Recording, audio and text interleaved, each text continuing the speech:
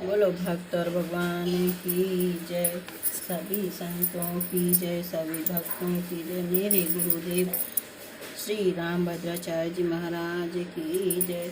पिछले एपिसोड में आपने श्री प्रियव्रत जी की कथा सुनी तथा महाराज परीक्षित जी की कथा सुनी। अब आप श्री शेष जी की कथा सुनो।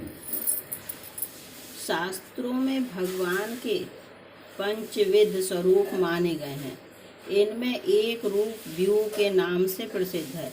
यह रूप सृष्टि, पालन और संहार करने के लिए संसारी जनों का संरक्षण करने के लिए और उपासकों पर अनुग्रह करने के लिए ग्रहण किया जाता है। वासुदेव, संकर्षण, प्रद्युम्न और अनिरुद्ध, ये 4 व्यू हैं। वास्तव में संकर्षण आदि 3 ही व्यू हैं। वासुदेव तो व्यू मंडल में आकर व्यू रूप में केवल गिने जाते हैं। इनमें से संकर्षण जीवत्व के अधिष्ठाता हैं। इनमें ज्ञान और बल, इन 2 गुणों की प्रधानता है। यही शेष अथवा अनंत के रूप में पाताल रूप मूल में रहते हैं और प्रलय काल में इन्हीं के मुख में से संवर्तक अग्नि प्रकट होकर सारे जगत को भस्म कर देती है। यही भगवान आदि पुरुष नारायण के पर्यंक रूप में क्षीर सागर में रहते हैं। ये अपने सहस्त्र मुखों के द्वारा निरंतर भगवान का गुणानुवाद करते रहते हैं और अनादि काल से यूं करते रहने पर भी अघाते या उगते नहीं। ये भक्तों के परम सहायक हैं और जीव को भगवान की शरण में ले जाते हैं। इनकी सारे देवता वंदना करते हैं। इनके बल, पराक्रम, प्रभाव और स्वरूप को जानने अथवा वर्णन करने की सामर्थ्य किसी में भी नहीं है। गंधर्व, अप्सरा, सिद्ध, किन्नर, नाग आदि कोई भी इनके गुणों की था नहीं लगा सकते। इसी से इन्हें अनंत कहते हैं। ये पंचविध ज्योतिष सिद्धांत के प्रवर्तक माने गए हैं। ये सारे विश्व के आधारभूत भगवान नारायण के श्री विग्रह को धारण करने के कारण सब लोकों में पूज्य और धन्यतम कहे जाते हैं।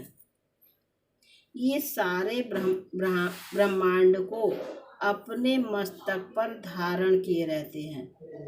ये भगवान के निवास, शैया, आसन, पादुका, वस्त्र, पादपीठ, तकिया तथा छत्र के रूप में शेष अर्थात अंगीभूत होने के कारण शेष कहलाते हैं। त्रेता युग में श्री लक्ष्मी जी के रूप में और द्वापर में श्री बलराम जी के रूप में, त्रेता में श्री लक्ष्मण जी के रूप में और द्वापर में श्री बलराम जी के रूप में ये ही अवतीर्ण होकर भगवान की लीला में सहायक बनते हैं। ये भगवान के नित्य परिकर, नित्य मुक्त एवं अखंड ज्ञान संपन्न माने जाते हैं। बोलो श्री शेष जी महाराज की जय। अब आप श्री सूत जी की कथा सुने। बोलो सूत जी महाराज की जय। रोमहर्षण जी सूत जाति के थे। ये भगवान वेद व्यास जी के परम प्रिय शिष्य थे। भगवान व्यास ने इन्हें समस्त पुराणों को पढ़ाया और आशीर्वाद दिया कि तुम समस्त पुराणों के वक्ता होगे।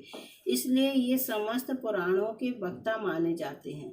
ये सदा ऋषियों के आश्रमों में घूमते रहते थे और सबको पुराणों की कथा सुनाया करते थे। नैमिषारण्य में 88,000 ऋषि वास करते थे।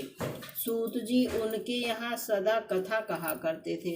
यद्यपि ये सूत जाति के थे, किंतु पुराणों के वक्ता होने के कारण समस्त ऋषि इनका आदर करते थे और उच्च आसन पर बिठाकर इनकी पूजा करते थे। इनकी कथा इतनी अद्भुत होती थी कि आसपास के ऋषिगण जब सुन लेते थे कि अमुक जगह सूत जी आए हैं तो सभी दौड़ दौड़कर इनके पास आ जाते और चित्र विचित्र कथाएं सुनने के लिए इन्हें घेर कर चारों ओर बैठ जाते। पहले तो ये सब ऋषियों की पूजा करते, उनका कुशल प्रश्न पूछते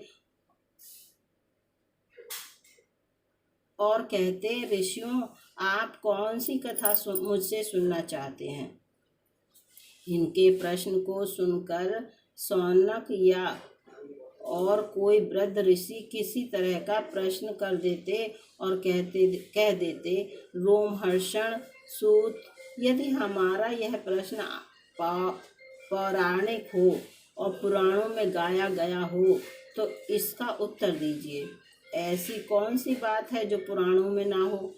पहले तो सूत उनके प्रश्न का अभिनंदन करते और फिर कहते, आपका यह प्रश्न पौराणिक ही है।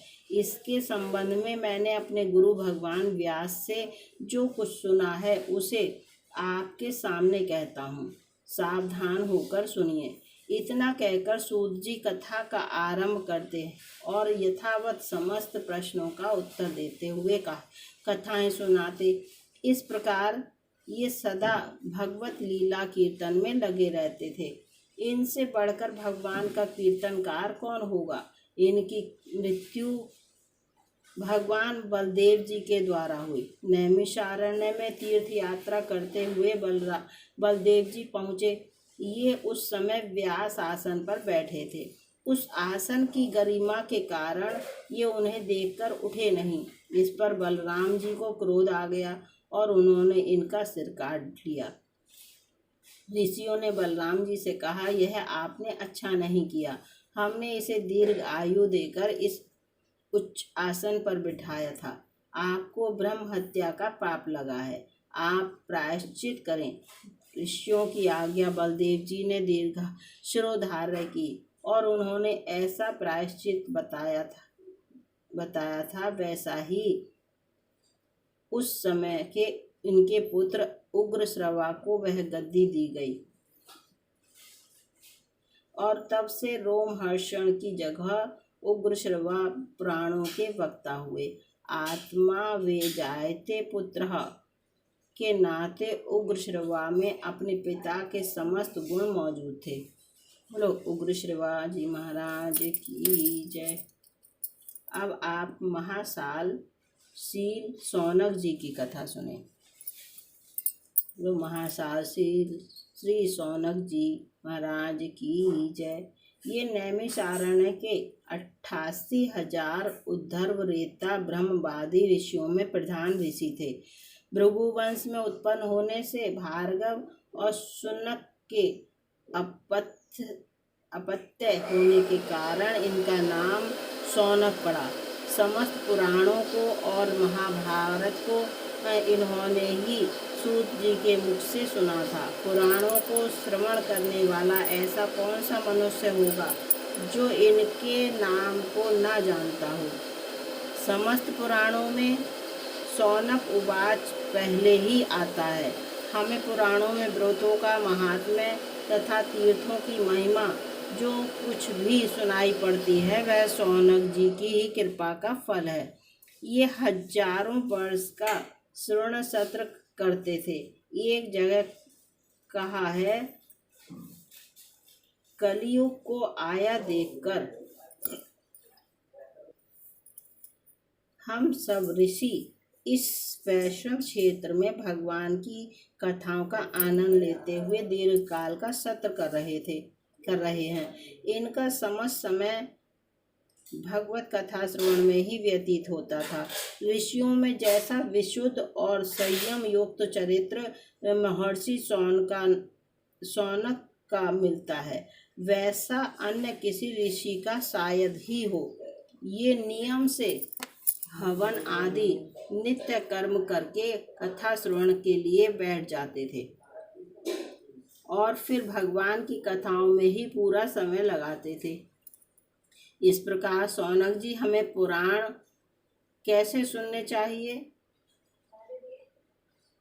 इसकी शिक्षा देते हैं। भगवत चरित्र सुनकर कैसे अनुमोदन करना चाहिए कथा में किस प्रकार एकाग्रता रखनी चाहिए और समय का कैसे सदुपयोग करना चाहिए, इन समस्त बातों की शिक्षा हमें शौनक जी के चरित्र से मिलती है।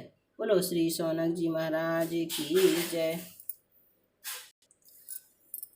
अब आप श्री प्रेचेता जी की गण की कथा सुने। श्री प्रेचेता गण महाराज की जय। महाराज पृथु के वंश में वहिर्षद नाम के एक महानुभाव राजा हुए। वे प्रजा का नीति पूर्वक पालन करने वाले, यज्ञ आदि के अनुष्ठान रूप कर्म कांड में तथा प्राणायाम में आदि योगाभ्यास में पारंगत और परम पुण्यात्मा थे। उन्होंने जहाँ एक यज्ञ किया, उसके समय भी दूसरा यज्ञ किया और दूसरे के समय भी तीसरा यज्ञ किया। इस प्रकार उन्होंने यज्ञों का तांता सा लगा दिया कि जिससे यह सारा भूमंडल प्राणमुख दर्भों से आच्छादित यज्ञ मंडप सा बन गया। इसी से ये प्राचीन व्रही नाम से प्रसिद्ध हुए।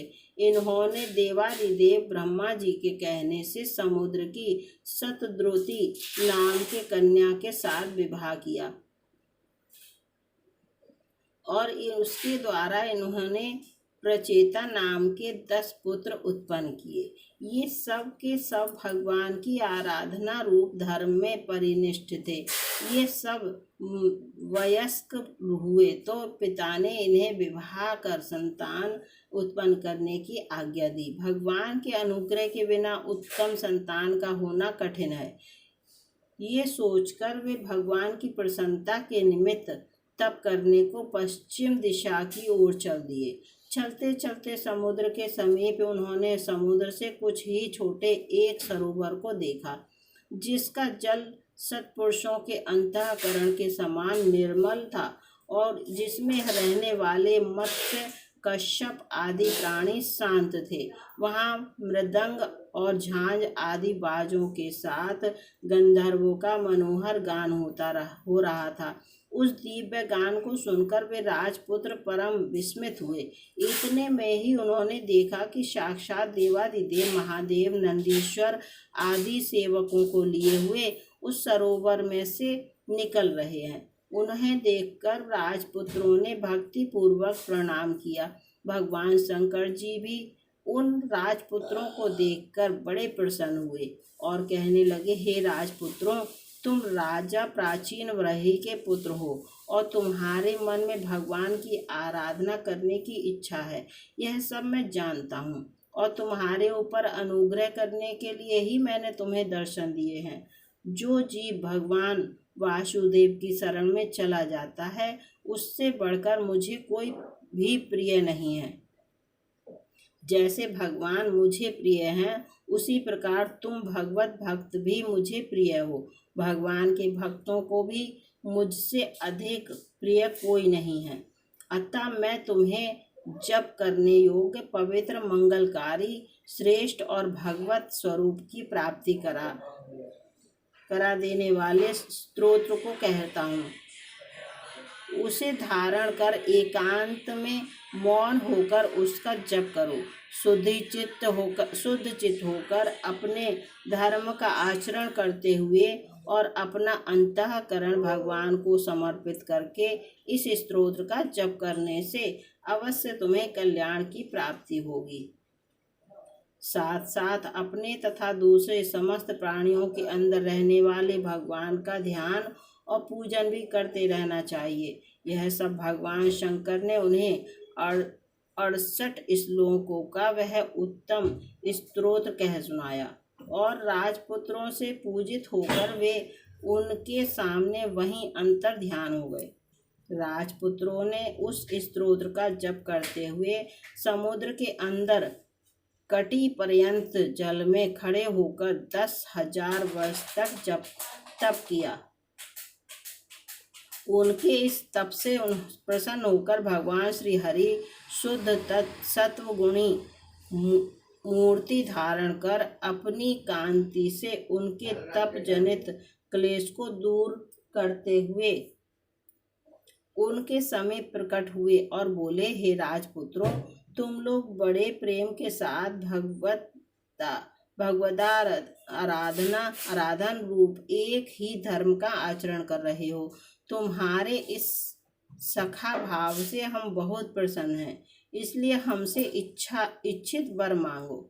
जो मनुष्य प्रतिदिन संध्या के समय तुम्हारा स्मरण करेगा, उसका भ्राताओं में तथा सकल प्राणियों में तुम्हारे ही समान प्रेम उत्पन्न होगा। तुम्हें ब्रह्मा के समान एक लोक प्रसिद्ध पुत्र उत्पन्न होगा, जो अपनी संतान के द्वारा इस त्रिलोकी को भर देगा। भगवान के इन वाक्यों को सुनकर प्रेचेतागण कृतज्ञता से गदगद हो गए। उन्होंने भगवान की अनेक प्रकार से स्तुति की और बोले, प्रभु, आप तो घट घट में व्यापक हैं, आपसे कोई बात छिपी नहीं रह सकती। अतः हमारे मनोरथ को भी आप भली भांति जानते हैं। फिर भी यदि आप हमारे मनोरथ को हम ही से सुनना चाहते हैं, तो हम तो यही जानते हैं कि परम पुरुषार्थ रूप आप स्वयं हम पर प्रसन्न हुए हैं। इससे बढ़कर हमारे लिए अभीष्ट वर क्या हो सकता है। आपकी कृपा से आपके चरणों का सानिध्य प्राप्त हो जाने के बाद ऐसी कौन सी वस्तु रह जाती है जो हम आपसे मांगें। अतः हम तो आपसे इतना ही चाहते हैं कि आपकी माया से मोहित हुए हम अपने कर्मों द्वारा जब तक इस संसार में भ्रमण करते रहें, तब तक प्रत्येक जन्म में हमें आपके भक्तों का संग मिलता रहे। सांसारिक भोगों की तो बात ही क्या है, साधु समागम के सामने हम स्वर्ग तथा मोक्ष को भी कुछ नहीं समझते। दूसरा वरदान आपसे हम यह मांगते हैं कि जल में खड़े होकर दीर्घ काल पर्यंत जो हमने तप किया है, वह आपकी प्रसन्नता का कारण हो। प्रचेताओं के इन प्रेम भरे वचनों को सुनकर भगवान बड़े संतुष्ट हुए और तथास्तु कहकर अपने धाम को चले गए। उनके चले जाने पर प्रचेतागण समुद्र में से बाहर निकले और उन्होंने ब्रह्मा जी की आज्ञा से वृक्षों की दी हुई मरीषा नामक कन्या के साथ विवाह कर लिया। उस मरीषा के गर्भ से ब्रह्मा जी के पुत्र दक्ष प्रजापति ने, जिन्होंने चाक्षुष मनवंतर में भगवान शंकर का अपराध करने के कारण अपना शरीर त्याग दिया था, पुनः जन्म धारण किया। कर्मों में दक्ष होने के कारण उन्हें भी लोग दक्ष नाम से पुकारने लगे। उन्हें जब ब्रह्मा जी ने प्रजाओं की सृष्टि और रक्षा के कार्य में नियुक्त कर दिया, तो ये प्रचेतागण अपनी भार्या को अपने पुत्र के अधीन करके घर लौटकर वन को चल दिए। उन्होंने पहले की भांति पश्चिम दिशा में समुद्र तट पर जाकर ब्रह्मास्त्र की दीक्षा ग्रहण की, अर्थात आत्म विचार करने का संकल्प किया। तदंतर वे प्राण, मन, वाणी और दृष्टि को बस में करके आसनों पर विजय प्राप्त कर तथा मूलाधार चक्र से मस्तक पर्यंत सारे अंगों को शांत तथा स्थिर करके शुद्ध ब्रह्म में मन को लगाने का अभ्यास करने लगे। वे जब इस प्रकार साधन में लगे हुए थे, उन दिनों नारद जी उनके पास आए। देवऋषि को आते देख ये सब के सब उठ खड़े हुए और उन्हें आसन पर बिठाकर विधि पूर्वक उनका पूजन किया। जब नारद जी स्वस्थ होकर बैठ गए, तब प्रेचेतागण उनसे इस प्रकार कहने लगे, हे देवऋषि, आज हम आपके आगमन से सनाथ हो गए। आपने कृपा करके हमें दर्शन दिए, इसके लिए हम आपके चिर ऋणी रहेंगे। अब आप हमारे ऊपर एक कृपा और कीजिए। हमें देवाधिदेव शंकर और भगवान नारायण ने तत्व ज्ञान का जो उपदेश दिया था, उसे हम लोग भूल से गए हैं, अतः आप कृपा करके हमें उसी ज्ञान को फिर से कहिए। उनकी इस प्रार्थना को स्वीकार कर नारद जी ने उन्हें आत्म तत्व का उपदेश दिया और भगवान तथा उनके भक्तों के अनेक इतिहास सुनाकर वे ब्रह्मलोक को चले गए। तदंतर वे प्रचेतागण भी देवऋषि नारद के मुख से भगवान के मंगलमय यश को सुनकर उन्हीं के चरणों का ध्यान करते हुए देव दुर्लभ गति को प्राप्त हुए। श्रीमद् भागवत का आधार। बोलो श्री कृष्ण भगवान की जय, सभी संतों की जय, श्री नारद जी महाराज की जय, श्री प्रचेतागण जी महाराज की जय, मेरे गुरुदेव श्री रामभद्राचार्य जी महाराज की जय। आगे के एपिसोड में, अगले एपिसोड में आप श्री शतरूपा जी की कथा सुनेंगे। बोलो शतरूपा जी माता की जय।